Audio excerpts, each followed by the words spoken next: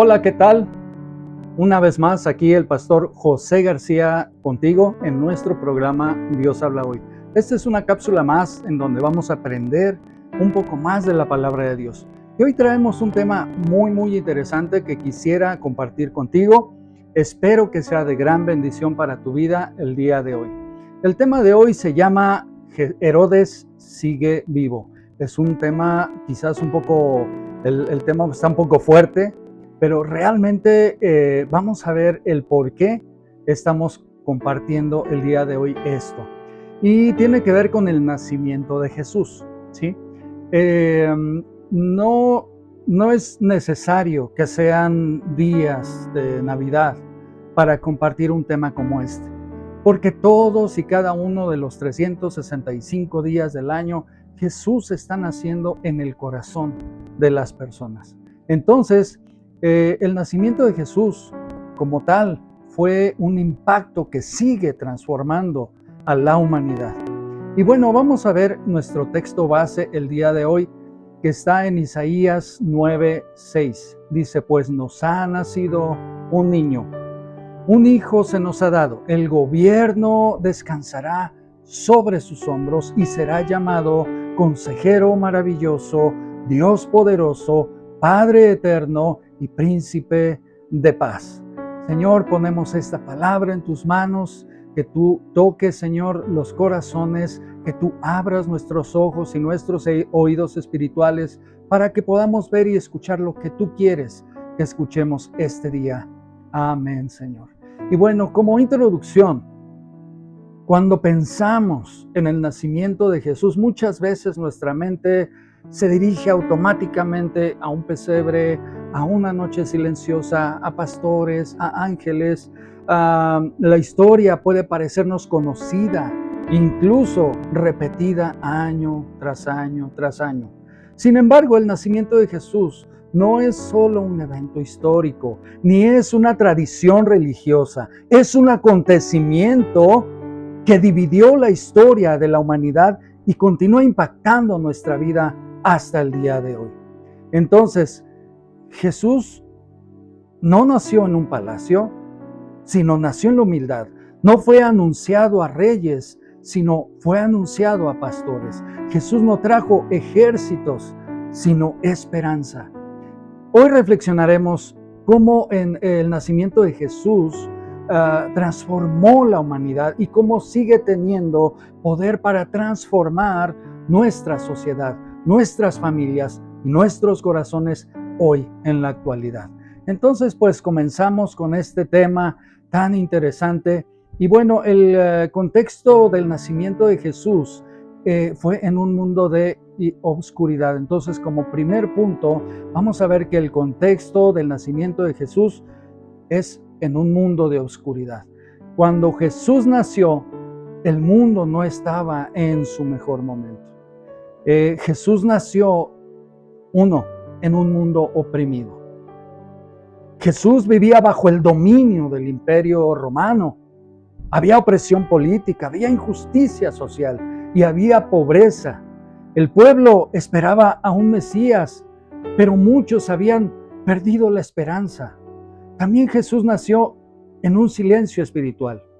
Hacía 400 años que no había palabra profética para el pueblo de Dios. Dios parecía callado. La humanidad caminaba en tinieblas, como dice Isaías.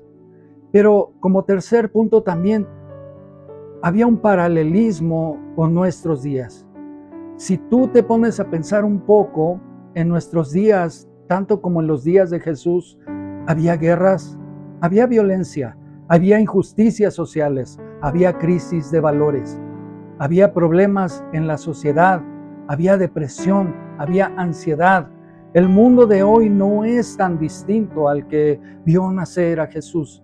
Y es precisamente ahí donde Dios decide intervenir para que Cristo nazca dentro de cada uno de nosotros en su maravilloso plan.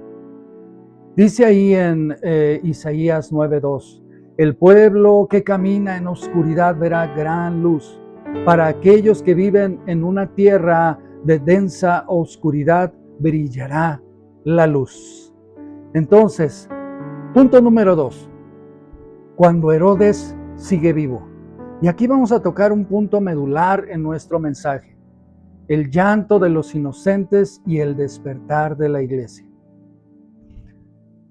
Vamos a ver ahí en Mateo 2, del 16 al 18, pero solamente voy a tomar una parte donde dice que Herodes envió soldados para matar a todos los niños que vivieran en Belén y en sus alrededores y que tuvieran 2 años o menos. Es una historia que no debe endurecernos. Hay pasajes bíblicos que preferimos leer rápido, pasarlos inadvertidos, sin detenernos demasiado porque es tan doloroso que nos duele entrar en esos detalles. La matanza de los niños ordenada por Herodes es uno de ellos, en donde no hay milagros visibles, no hay cantos de ángeles, solo hay gritos, madres abrazando cunas vacías. Y sin embargo, esta historia del Evangelio está ahí porque Dios quiere que la iglesia no sea indiferente al dolor humano. Entonces, el impacto humano es que Dios escucha el llanto de los inocentes. El dolor que no aparece en esas estadísticas. No conocemos los nombres de esos niños, pero cada uno tenía un rostro. Cada uno de esos niños tenía una madre y cada uno de esos niños fue arrancado de un núcleo familiar. Mateo cita a Jeremías cuando dice en Mateo 2:18, en la parte final, Raquel llora a sus hijos y no quiere ser consolada. Entonces la Biblia, la palabra del Señor, no minimiza el sufrimiento, lo nombra y lo honra. Entonces, el propósito de este pasaje es sensibilizar el corazón de la iglesia. Si este relato ya no nos conmueve, algo se ha endurecido en nosotros. La iglesia no puede acostumbrarse.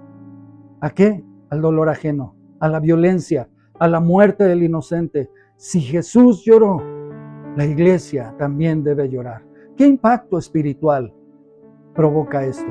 Cuando el poder mata la inocencia. Herodes no mató por error. Herodes mató por miedo. Miedo a perder su poder. Herodes el día de hoy representa a todo sistema que sacrifica sus vidas para sostener privilegios. Si esto te suena familiar, es porque se está viviendo el día de hoy. Herodes representa a todo sistema que usa la violencia para mantener el control. Herodes representa a todo sistema que elimina al débil para proteger al fuerte.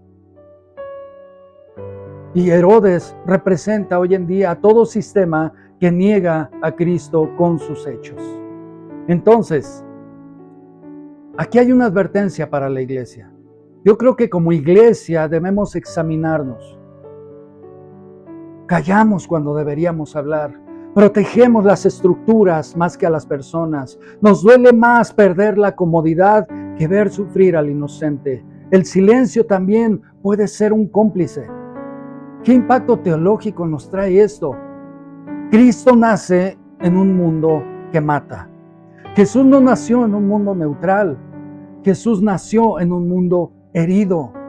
Desde su cuna, Cristo comparte el sufrimiento humano. Antes de cargar la cruz, otros niños murieron por él. La injusticia ya estaba presente. Esto nos enseña que Dios no es ajeno al sufrimiento, sino que Dios entra en el sufrimiento. Hay niños como testigos del reino, todos esos niños que murieron. La iglesia los ha llamado los santos inocentes. Y no debe ser un día para hacer bromas, ni burlarnos. Al día de los santos inocentes, y le hacemos una broma a alguna persona porque pues cayó, ahora pues ya nosotros ganamos, ¿verdad? No se trata de eso. No predicaron con palabras, pero su sangre grita, la vida es sagrada. Cada uno de esos niños que murió. ¿Qué impacto nos trae esto en la iglesia de hoy? ¿Dónde está nuestro corazón? ¿Dónde está el corazón de la iglesia? Los Herodes modernos somos nosotros cuando no permitimos que Jesús crezca dentro de nosotros. Hoy los inocentes siguen muriendo. ¿En dónde? El espíritu de Herodes está vivo aún dentro de la iglesia, en la indiferencia que tenemos hacia las cosas de Dios, en las actualidades negativas, en las actitudes negativas que tenemos hacia los demás. Cuando somos hipócritas al predicar una cosa y hacer lo contrario, cuando nos negamos a ver la necesidad de los demás, cuando no recibimos y obedecemos la palabra de Dios, cuando somos negligentes y dejamos que nuestro corazón y nuestro egoísmo nos domine, cuando hay una completa falta de amor hacia nuestro prójimo, cuando no tenemos un corazón humilde para adorar a Dios, ya que fuimos creados para adorarle, cuando vamos a la iglesia a fuerzas o solo para criticar. La tentación de la diferencia espiritual es otro problema. La iglesia moderna puede hoy en día cantar canciones modernas, pegajosas, celebrar reuniones llenas de algarabía, festejo, fiesta, esto, lo otro, decorar las iglesias a todo lujo para que parezcan en escenarios donde se presentan shows.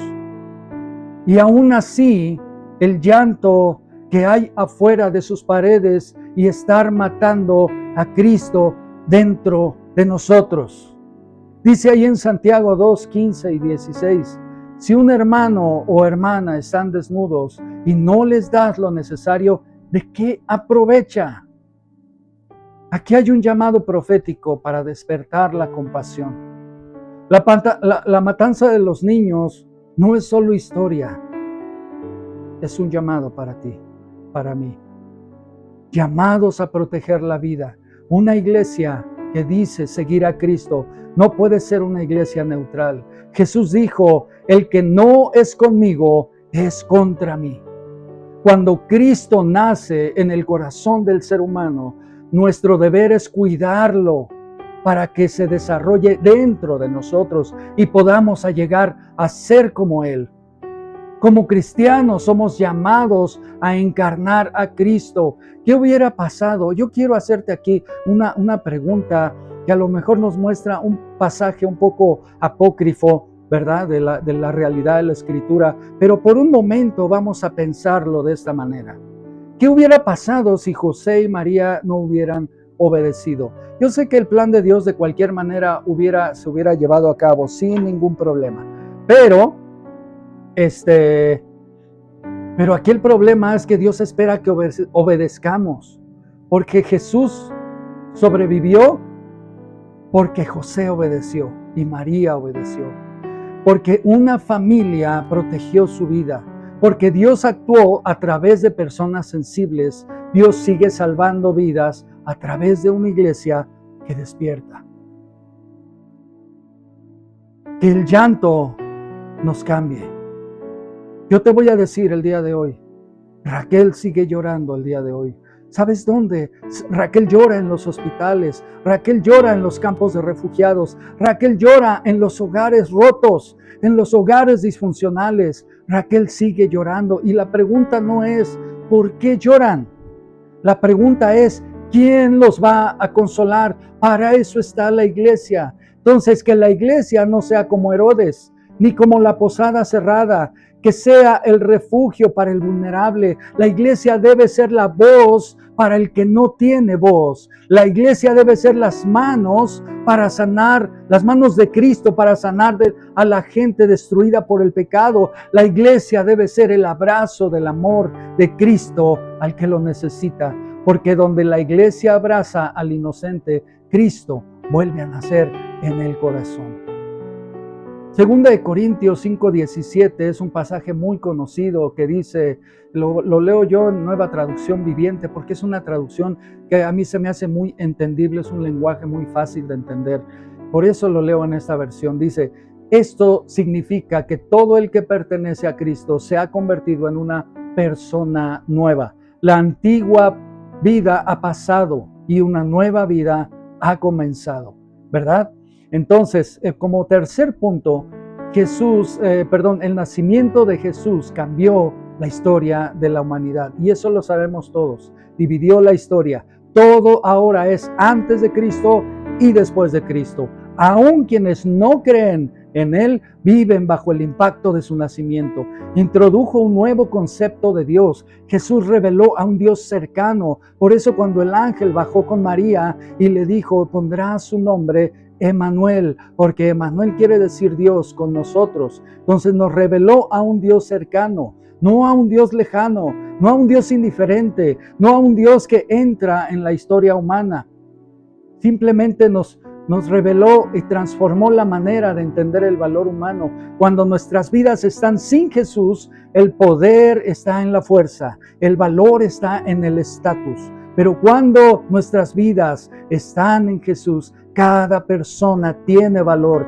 El débil importa, el niño importa, la mujer importa, el pobre importa, el enfermo importa y son dignos de amor todos y cada uno de ellos.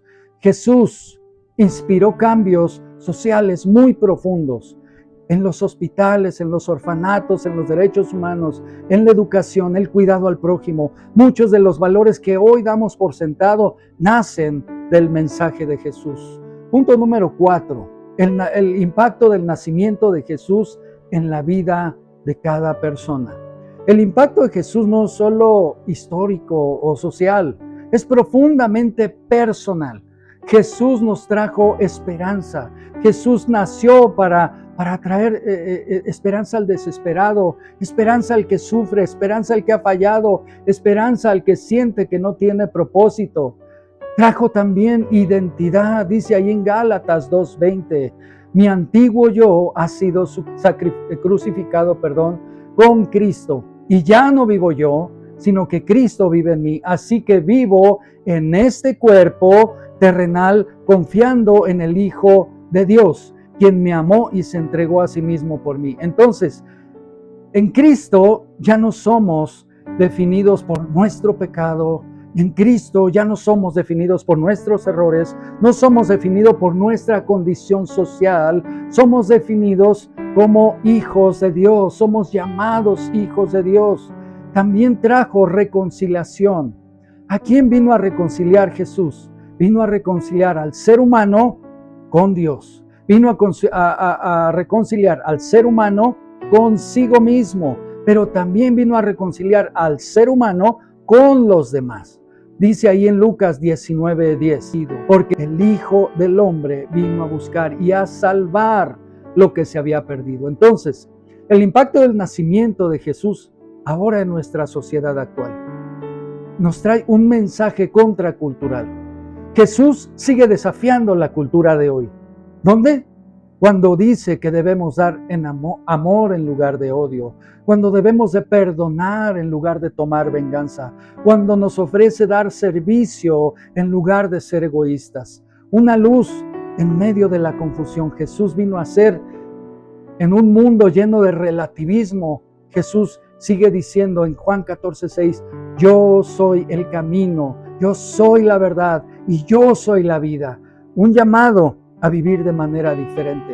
Entonces, si Jesús nació y vive en cada uno de nosotros, nuestras familias cambian, nuestra manera de trabajar cambia, nuestra manera de tratar con el prójimo cambia. Entonces, ¿qué estamos haciendo con el nacimiento de Jesús hoy en día? El nacimiento de Jesús siempre va a exigir una respuesta. Algunos lo ignoran, como la posada que no tuvo lugar para él. Otros lo rechazaron, como Herodes, que lo vio como una amenaza. Pero otros lo adoraron, como los pastores y los magos de Oriente. Entonces aquí la pregunta importante es, ¿qué lugar ocupa Jesús en tu vida el día de hoy? No basta con celebrar su nacimiento una vez al año. Debemos permitirle que nazca en nuestro corazón día con día, cada día de nuestra vida.